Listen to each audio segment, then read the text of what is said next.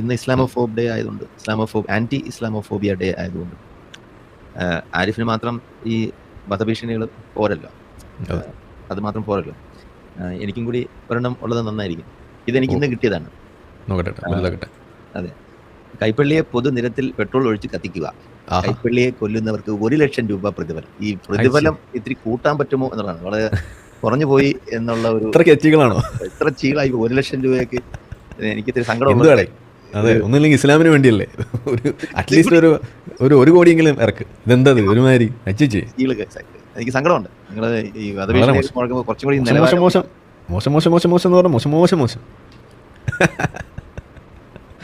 എനിക്കും ഒരു സർട്ടിഫിക്കറ്റ് കിട്ടിയിരിക്കുകയാണ് സുഹൃത്തുക്കളെ. അത് നമുക്കൊന്ന് ആഘോഷിക്കണമല്ലോ. അത് അപ്പം ആ ഒരു എന്താ പറയുക, ലീഗിലേക്ക് ഇവിടെ കൈപ്പള്ളിയും കയറിയിരിക്കുകയാണ്. വെൽക്കം.